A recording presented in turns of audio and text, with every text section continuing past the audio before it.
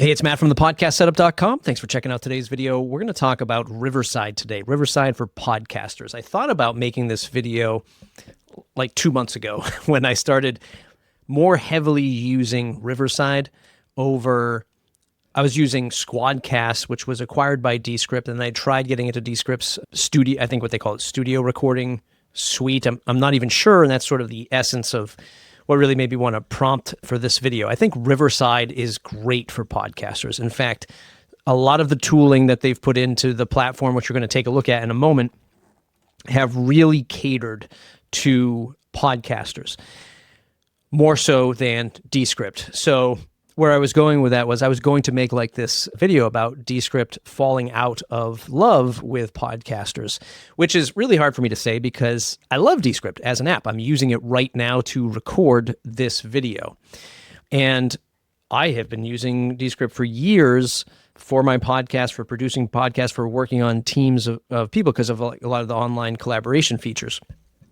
However, their recent transition into much more with video and a lot more into AI and just really seeing them trying to go up market into solving like AI and video and avatar creation, they're really just leaving the podcaster behind. And I think Riverside has noticed that and has picked up a lot of the slack that Descript has sort of forgotten about for podcasters and even improved it and made their product really good.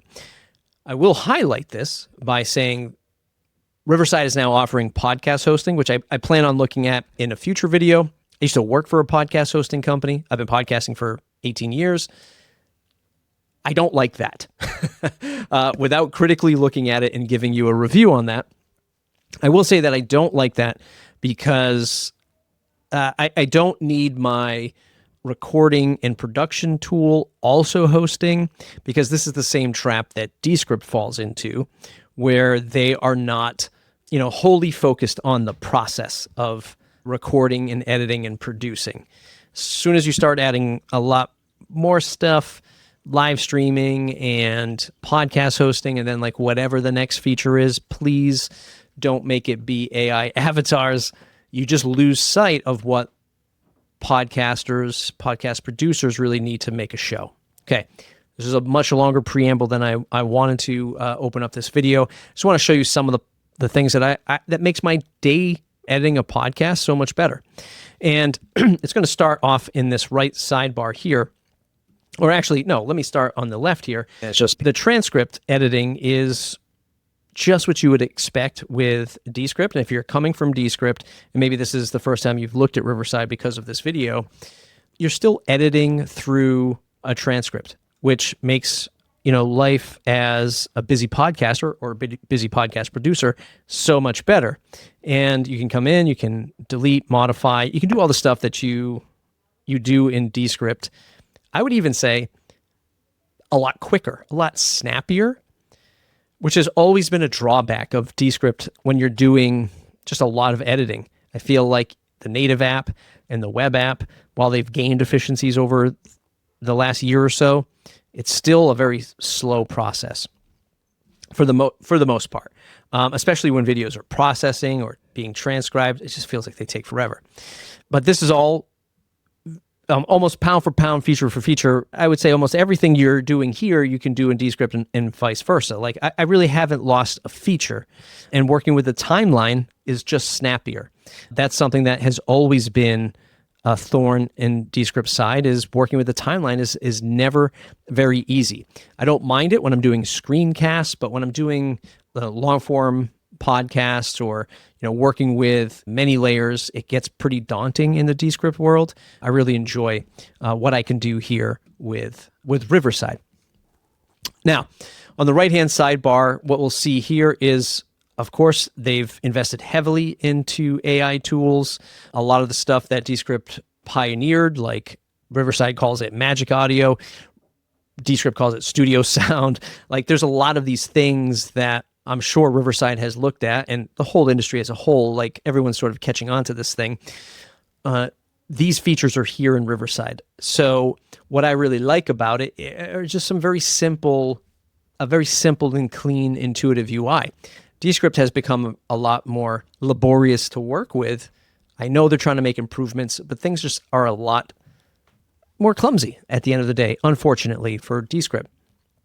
And just like there's little micro quality of life features in Riverside that I like. So for example, if I want to remove the pauses in this particular podcast episode, I don't have to wrestle with like a lot of dials, a lot of knobs, like all this stuff. I can actually do it by like a least better, best, the best sort of like little scroll bar. So it's just like taking out that critical thinking of like, oh God, well, do I want all of them? Do I want some of them? Like, do I want to put a time cut? Like Descript does a value of anything greater than like 0.5 seconds. Like, do I want to think about that?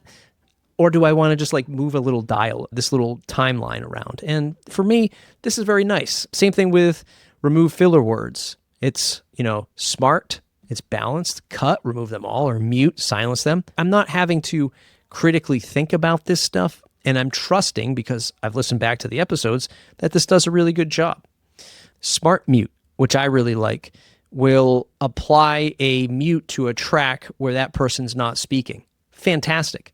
This is a no-brainer feature that I would want on all interview podcasts. It's great. Smart layouts, another fantastic thing when you're recording video inside of Riverside. It'll automatically do the smart layout to cut full screen to the person talking. It'll bounce back and forth with the guest. Descript does this too. I would argue that Descript probably does it better with all of their different layouts. But this is just quick and easy, where I find myself with all of the tooling in Descript I'm always wrestling with, okay, do I try to do a different layout over here? Do I customize this? Do I add my own transition?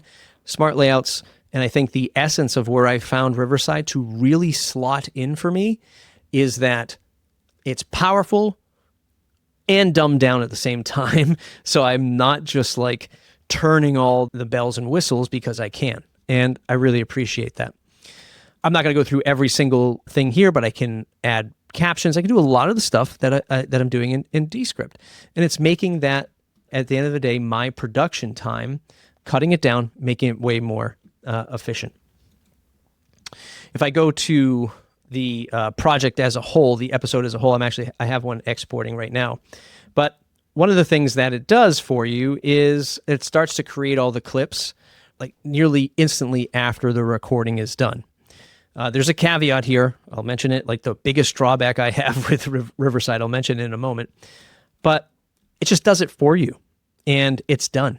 And there's, again, less time thinking, less time futzing around, where with Descript, you can ask it to create these clips.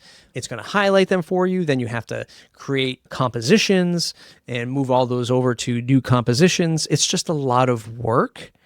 And when you have little time to critically think about all things, this is great. It's making a bunch of shorts or vertical style videos. It's making a bunch of longer form segments. They call them magic segments here. And I can modify this stuff. Very, very nice. The one thing that does drive me nuts about Riverside is the export feature is super confusing and nearly as much time as Descript. Like when you're exporting with Descript, it takes a lot of time. More time than I would think in this day and age. But when I'm exporting, if I'm editing a clip and exporting it, it throws everything in export section. It's kind of a clunky experience to just say this is what I want. I just want to download it. So you see these things here.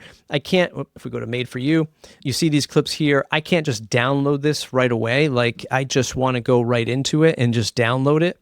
I would have to edit it and then export it and then wait for the export to complete. I find that like really clunky. I just want a button right here that says export this right now, and then I can just download it. But see, you can see here, it's bringing me into the editor to like toggle all the stuff that I need, like normalize audio levels, background noise, and then export the video. So I know I'm sort of splitting hairs here, but it is one thing that I think you'll find to be one of the things that sort of like it has a friction point with Riverside. At least that's what I've found, working with this stuff. Otherwise, I really think that Riverside is dialing in for the podcaster. And dare I say, even for the audio podcaster, everyone's pushing to video. You don't need video to make a great podcast. Not all podcasts need video, and it does add a whole heck of a lot more weight to it all. But having all these things ready-made for you, show notes, takeaways, chapters, you can do that with Descript, but you have to just go through all the whole workflow. And that, along with a lot of sort of like forward-thinking features and the way that Descript is sort of positioning themselves, it's just not for podcasters anymore. And I feel like Riverside is really taking that over for me. And it really hurts me to say that because once again, I'm using Descript to record this, I think, for screencasts, for custom videos, for unique brand videos. I'm in Descript all day long for that kind of thing. But for my podcast, I'm going over to Riverside. And they get this co-creator thing. I don't ever use it. I know everyone's pushing into prompt-based AI tooling in their product. Not a huge fan of it. Whatever I can ask the co-creator here, I feel like it's already going to be made for me in the magic clips and the magic segment part. Do I need to keep prompting this stuff? What's the accuracy of it? I haven't needed it, and the few tests that I have used, it's just whatever for me. I like everything else that I have here. This hosting thing, though, is really going to scratch my head. And as a podcaster, I wouldn't go all in on hosting with Riverside. They would have to acquire a bunch of big podcast hosting companies, and maybe that's what they do, because podcast hosting is a whole other animal. Analytics, innovation, podcasting 2.0, websites, social media promotion, all this other stuff, collaboration on accounts. That is a huge hill to climb. And do I want to see Riverside do all that? Probably not. When you look at the hosting or the podcast pages for something like Spotify, or they used to have Anchor.fm, it was a very lightweight solution for podcasting. Maybe that's where they go with this. But to me, if you're a podcaster, you're going to use a standalone podcast host with everything you need to operate the podcast with the most technology, like a transistor, like an RSS, like a Buzzsprout, right? To get those podcasts hosted on a clean, efficient RSS feed to be published and distributed everywhere. I see Spotify kind of only playing nice with big platforms and not really caring about that open nature of RSS technology and for the podcaster. That's my own bias built in to that. Otherwise, I think Riverside's leading the pack for recording and producing podcasts for the busy podcaster. You let me know what you think. This is a little bit longer of a video than I wanted, so I do apologize. Thanks for sticking around. Thepodcastsetup.com.